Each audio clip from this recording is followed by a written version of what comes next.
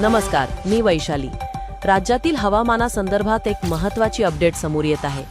5 मे 2026 रोजी राज्याच्या काही जिल्ह्यांमध्ये विजांच्या कडकडाटासह पावसाची शक्यता वर्तवण्यात आली असून नागरिकांना सतर्क राहण्याचे आवाहन करण्यात आले आहे।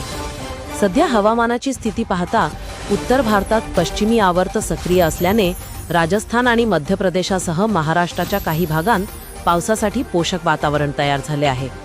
उद्या विदर्भातील गडचिरोली, चंद्रपूर, वर्धा आणि अमरावती या जिल्ह्यांमध्ये काही ठिकाणी मेघगर्जनेसह पाऊस पडण्याची दाट शक्यता आहे।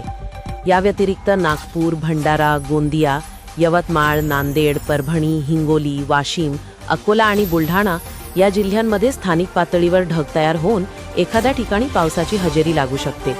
उत्तर महाराष्ट्रातील जळगाव, दक्षिण धुळे आणि नाशिकच्या काही भागांत तसेच छत्रपती संभाजीनगर आणि अहिल्यानगरमध्येही दुपारनंतर स्थानिक हवामान बदलांमुळे गडगडाटासह पावसाचे संकेत आहेत। हवामान विभागाने विदर्भातील यवतमाळ, वर्धा, नागपूर, भंडारा, गोंदिया, गडचिरोली आणि चंद्रपूर या 7 जिल्ह्यांसाठी मेघगर्जनेसह पावसाचा येलो अलर्ट जारी केला आहे। कोकणात मात्र हवामान प्रामुख्याने कोरडे राहण्याचा अंदाज आहे। नागरिकांनी विजांचा कडकडाट होत असताना झाडाखाली किंवा मोकळ्या जागेत थांबणे टाळावे आणि हवामानाच्या ह्या बदलांनुसार स्वतःची काळजी घ्यावी। हवामानाचे असेच ताजे आणि सविस्तर अपडेट्स आम्ही तुमच्यापर्यंत पोहोचवत राहू। मी वैशाली आणि आमची संपूर्ण टीम तुमच्यासाठी अशाच महत्त्वाच्या बातम्या घेऊन येत राहू। धन्यवाद।